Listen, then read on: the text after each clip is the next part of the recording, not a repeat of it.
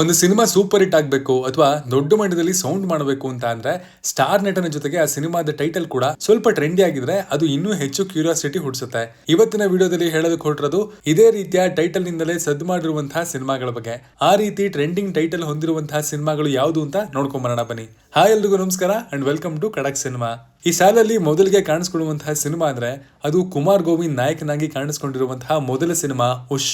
Real star Upendra ಅವರ ನಿರ್ದೇಶನದಲ್ಲಿ ಮೂಡಿಬಂದಂತಹ ಈ ಹಾರರ್ ಥ್ರಿಲ್ಲರ್ ಸಿನಿಮಾ ಕೇವಲ ಕಥೆಯ ವಿಚಾರಕ್ಕಾಗಿ ಮಾತ್ರವಲ್ಲದೆ ಟೈಟಲ್ ವಿಚಾರಕ್ಕಾಗಿ ಕೂಡ ಸಾಕಷ್ಟು ಟ್ರೆಂಡ್ ಆಗಿತ್ತು. ಎಲ್ಲರ ಬಾಯಿ ಮಾತಿನಲ್ಲಿ ಹೇಳುವಂತಹ ಉಶ್ ಪದವನ್ನ ಕನ್ನಡ ಚಿತ್ರರಂಗ ಕಂಡಂತಹ ಅತ್ಯಂತ ಯಶಸ್ವಿ ಹಾರರ್ ಥ್ರಿಲ್ಲರ್ ಸಿನಿಮಾಗೆ ಇಟ್ಟಿದ್ದು ಆ ಕಾಲದಲ್ಲಿ ಸಾಕಷ್ಟು ದೊಡ್ಡ ಮಟ್ಟದಲ್ಲೇ ಟ್ರೆಂಡ್ ಆಗಿತ್ತು. ಈ ಪಕ್ಕಾ ಫ್ಯಾನ್ಸಿ ಟೈಟಲ್ ಆ ಕಾಲದ ಸಿನಿಮಾ ಪ್ರೇಕ್ಷಕರ ಮನಸ್ಸನ್ನ ಗೆಲ್ಲೋದಕ್ಕೆ ಮೊದಲ ಪ್ರಯತ್ನದಲ್ಲೇ ಯಶಸ್ವಿಯಾಗಿತ್ತು ಅಂತ ಹೇಳ್ಬೋದು. ನಿರ್ದೇಶಕ ಹಾಗೂ ನಟ ಕಾಶಿನಾಥ್ ಅವರು ಕೂಡ ಪ್ರಮುಖ ಪಾತ್ರದಲ್ಲಿ ಕಾಣಿಸ್ಕೊಂಡಿದ್ರು. ನಾವೆಲ್ಲ ಬಾಲ್ಯದಲ್ಲಿ ಸಿನಿಮಾವನ್ನ ಸಿಡಿ ಕ್ಯಾಸೆಟ್ ಗಳಲ್ಲಿ ಮನೆ ಮಂದಿ ಎಲ್ಲರೂ ಕೂತು ನೋಡ್ತಾ ಇದ್ವಿ. ಆ ನೆನಪುಗಳನ್ನ ಈ ಸಂದರ್ಭದಲ್ಲಿ ಮೆಲುಕು ಹಾಕ್ಲೇಬೇಕು.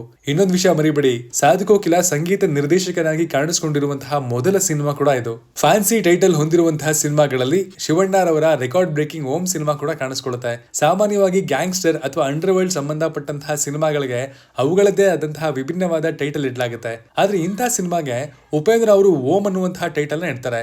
ಈ ಸಿನಿಮಾ ಈಗ ಇಡೀ ವಿಶ್ವದಲ್ಲೇ ಅತ್ಯಂತ ಹೆಚ್ಚು ಮರು ಬಿಡುಗಡೆ ಆಗಿರುವಂತಹ ಸಿನಿಮಾ.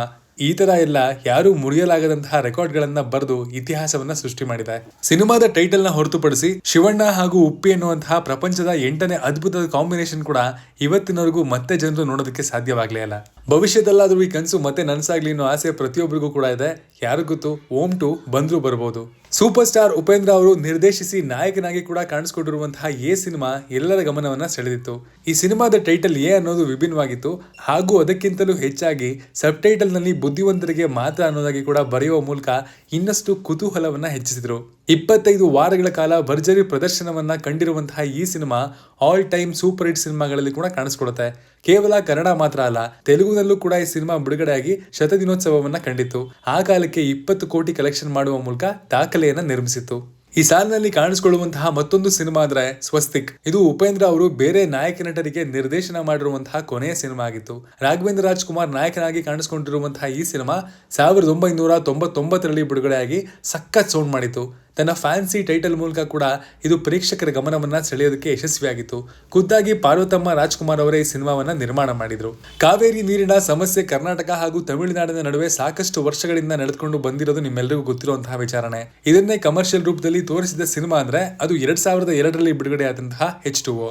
ರಿಯಲ್ ಸ್ಟಾರ್ ಉಪೇಂದ್ರ ಹಾಗೂ ಪ್ರಭುದೇವ ಪ್ರಮುಖ ಪಾತ್ರದಲ್ಲಿ ಕಾಣಿಸಿಕೊಂಡಿರುವಂತಹ ಈ ಸಿನಿಮಾದಲ್ಲಿ ಪ್ರಿಯಾಂಕಾ ಉಪೇಂದ್ರ ನಾಯಕಿಯಾಗಿ ಕಾಣಿಸಿಕೊಂಡಿದ್ರು. ಈ ಸಿನಿಮಾದ ಕಥೆಯನ್ನ ಬರೆದಿದ್ದು ಉಪೇಂದ್ರ, ಆದ್ರೆ ನಿರ್ದೇಶನ ಮಾಡಿದ್ದು ಮಾತ್ರ ಲೋಕನಾಥ್ ರಾಜಾರಾಮನ್ ಅವರು. ಈ ಸಿನಿಮಾದಿಂದಲೇ ಪ್ರಿಯಾಂಕಾ ಹಾಗೂ ಉಪೇಂದ್ರ ಅವರ ನಡುವೆ ಪ್ರೀತಿ ಪ್ರಾರಂಭ ಆಗಿತ್ತು ಅನ್ನೋದು ಗಾಂಧಿನಗರದ ಜನಗಳ ಮಾತು. ಈ ಲಿಸ್ಟಲ್ಲಿ ಉಪೇಂದ್ರ ಅವರ ಸಿನಿಮಾಗಳೇ ಬಹುತೇಕ ತುಂಬಿಕೊಂಡಿದೆ ಅಂತ ಹೇಳ್ಬೋದು. ಯಾಕಂದ್ರೆ ಈ ಸಾಲಲ್ಲಿ ಕಾಣಿಸ್ಕೊಳ್ಳುವಂತಹ ಮತ್ತೊಂದು ಸಿನಿಮಾ ಕೂಡ ಅವ್ರದೇನೆ. ಉಪೇಂದ್ರ ಅವರ all time super hit cinema super. Tamil ಭಾಷೆಯಲ್ಲಿ ತಮ್ಮದೇ ಆದಂತಹ ದೊಡ್ಡ ಮಟ್ಟದ ಬಳಗವನ್ನ ಹಾಗೂ ಬೇಡಿಕೆಯನ್ನ ಹೊಂದಿರುವಂತಹ ಲೇಡಿ ಸೂಪರ್ ಸ್ಟಾರ್ ನಯನತಾರಾ ಅವರು ಕೂಡ ಕನ್ನಡದಲ್ಲಿ ನಡೆಸಿರುವಂತಹ ಏಕೈಕ ಸಿನಿಮಾ ಇದು. 2010ರಲ್ಲಿ ಬಿಡುಗಡೆಯಾದಂತಹ ಈ ಸಿನಿಮಾದ ಟೈಟಲ್ ನಲ್ಲಿ ಕೇವಲ ನಾವು ಸೂಪರ್ ಅನ್ನೋದಕ್ಕೆ ಕೈ ಸನ್ನೆ ಹೇಗೆ ಮಾಡ್ತೀವೋ ಅದೇ ರೀತಿಯಲ್ಲಿ ಟೈಟಲ್ ಅನ್ನ ಇಡಲಾಗಿತ್ತು. ಅಲ್ಲಿಂದಲೇ ಈ ಸಿನಿಮಾದ ಟೈಟಲ್ ಎಲ್ಲಾ ಕಡೆ ವೈರಲ್ ಆಗೋದಕ್ಕೆ ಪ್ರಾರಂಭ ಆಯಿತು. ಇನ್ನು ಈ ಸಿನಿಮಾದಲ್ಲಿ ರಿಯಲ್ ಸ್ಟಾರ್ ಉಪೇಂದ್ರ ಅವರು ಭಾರತ ಭವಿಷ್ಯದಲ್ಲಿ ಯಾವ ರೀತಿ ಇರುತ್ತೆ ಹಾಗೂ ರಾಜಕಾರಣಿಗಳು ಯಾವ ರೀತಿಯಲ್ಲಿ ಇರ್ತಾರೆ ಅನ್ನೋದ್ರ ಬಗ್ಗೆ ಫಿಲ್ಟರ್ ಇಲ್ಲದೆ ನೇರವಾಗಿ ತೋರಿಸಿದ್ರು. ಅಂಡ್ ಇದು ಎಲ್ಲರ ಮನಸ್ಸನ್ನ ಗೆಲ್ಲೋದಕ್ಕೆ ಕೂಡ ಯಶಸ್ವಿಯಾಗಿತ್ತು. ಇವತ್ತು ಕೂಡ ಪ್ರೇಕ್ಷಕರು ಆಲ್ ಟೈಮ್ ಉಪೇಂದ್ರ ಅವರ ಫೇವರೇಟ್ ಸಿನಿಮಾಗಳಲ್ಲಿ ಇದ್ರ ಬಗ್ಗೆ ಕೂಡ ಮಾತಾಡ್ತಾರೆ. ಕಾಮಿಡಿ ಕಲಾವಿದರಾಗಿದ್ದ ಶರಣ್ ರವರಿಗೆ ನಾಯಕನಾಗಿ ಕನ್ನಡ ಚಿತ್ರರಂಗದಲ್ಲಿ ಭದ್ರ ಬುನಾದಿಯನ್ನ ಹಾಕಿಕೊಟ್ಟಂತಹ ಸಿನಿಮಾ ಅಂದ್ರೆ ಅದು ನಂದಕಿಶೋರ್ ನಿರ್ದೇಶನದ ವಿಕ್ಟರಿ ಸಿನಿಮಾ. ಈ ಸಿನಿಮಾ ಟೈಟಲ್ ಕಾರಣಕ್ಕಾಗಿ ಕೂಡ ಸಾಕಷ್ಟು ಟ್ರೆಂಡ್ ಆಗಿತ್ತು. ಬರೋಬ್ಬರಿ 6 ಕೋಟಿ ರೂಪಾಯಿಗಳಿಗಿಂತ ಅಧಿಕ ಕಲೆಕ್ಷನ್ ಅನ್ನ ಮಾಡಿರುವಂತಹ ಈ ಸಿನಿಮಾ ಬಿಡುಗಡೆಯಾದ ಸಂದರ್ಭದಲ್ಲಿ ಎಲ್ಲಾ ಕಡೆ ಹಾರ್ಟ್ ಫೇವರೇಟ್ ಆಗಿತ್ತು ಅನ್ನೋದ್ರಲ್ಲಿ ಯಾವುದೇ ಅನುಮಾನವಿಲ್ಲ. ಇವತ್ತಿಗೂ ಕೂಡ ನಿಮ್ಮ ಬೋರಿಂಗ್ ಸಮಯವನ್ನ ಎಂಟರ್ಟೈನಿಂಗ್ ಮಾಡೋದಕ್ಕೆ ವಿಕ್ಟರಿ ಸಿನಿಮಾ ಒಂದು ಒಳ್ಳೆ ಆಯ್ಕೆ ಅಂತ ಹೇಳ್ಬೋದು. ಅದರಲ್ಲೂ ಸ್ಪೆಷಲ್ ಆಗಿ ಖಾಲಿ ಕ್ವಾರ್ಟರ್ ಬಾಟ್ಲು ಸಾಂಗು ಇವತ್ತಿಗೂ ಕೂಡ ಪಡ್ಡೆ ಹೆಕ್ಕಳ ಬಾಯಲ್ಲಿ ಬಾಯಿಪಾಠ ಆಗೋಗಿದೆ. ಈ ಲಿಸ್ಟಲ್ಲಿ ಕಾಣಿಸ್ಕೊಳ್ಳುವಂತಹ ಕೊನೆಯ ಸಿನಿಮಾ ಅಂದ್ರೆ 6-5 = 2. ಈ ಸಿನಿಮಾವನ್ನ ಬಿಡುಗಡೆಯಾದ ಸಂದರ್ಭದಲ್ಲಿ ಪ್ರತಿಯೊಬ್ರು ಕೂಡ ನೈಜ ಘಟನೆಯ ವಿಡಿಯೋದಿಂದ ಈ ಸಿನಿಮಾ ಮಾಡಲಾಗಿದೆ ಅಂತ ಪ್ರತಿಯೊಬ್ರು ಕೂಡ ಭಾವಿಸಿದ್ರು. ಆದ್ರೆ ನಂತರ ಈ ಸಿನಿಮಾ ಚಿತ್ರೀಕರಣಗೊಂಡಿರೋದು ಅಂತ ಎಲ್ಲರಿಗೂ ತಿಳಿದು ಬಂತು. ಸುಳ್ಳು ಹೇಳಿದ ಕಾರಣಕ್ಕಾಗಿ ಚಿತ್ರತಂಡ ಕಾಂಟ್ರವರ್ಸಿಯಲ್ಲಿ ಸಿಗಾಕೊಂಡು ಸಾಕಷ್ಟು ಕಾನೂನು ಕ್ರಮಗಳನ್ನ ಕೂಡ ಎದುರಿಸಬೇಕಾಗಿ ಬಂತು. ಆ ಸಮಯದಲ್ಲಿ ದೊಡ್ಡ ಮಟ್ಟದಲ್ಲಿ ಸುದ್ದಿ ಕೂಡ ಆಗಿತ್ತು. 30 ಲಕ್ಷ ಬಡ್ಜೆಟ್ ನಲ್ಲಿ ನಿರ್ಮಾಣವಾಗಿದ್ದ ಈ ಸಿನಿಮಾ ಬರೋಬ್ಬರಿ 5 ಕೋಟಿಗೂ ಹೆಚ್ಚು ಕಲೆಕ್ಷನ್ ಮಾಡಿ ಪ್ರತಿಯೊಬ್ರು ಕೂಡ ಮೂಗಿನ ಮೇಲೆ ಬೆರಳಿಟ್ಕೊಳ್ಳೋ ಹಾಗೆ ಮಾಡ್ಬಿಟ್ಟಿತ್ತು. ಇವುಗಳ ಸ್ನೇಹಿತರೆ ತಮ್ಮ ಫ್ಯಾನ್ಸಿ ಟೈಟಲ್ ಗಳ ಮೂಲಕ ಎಲ್ಲರ ಗಮನವನ್ನ ಸೆಳೆದಂತಹ ಕನ್ನಡದ ಸಕ್ಸಸ್ಫುಲ್ ಫಿಲ್ಮ್ಸ್. ನಾನ್ ಸಿಗ್ತೀನಿ ಮುಂದಿನ ಒಳ್ಳೆ ಕಂಟೆಂಟ್ ಜೊತೆಗೆ. Love you all. Signing off Manu.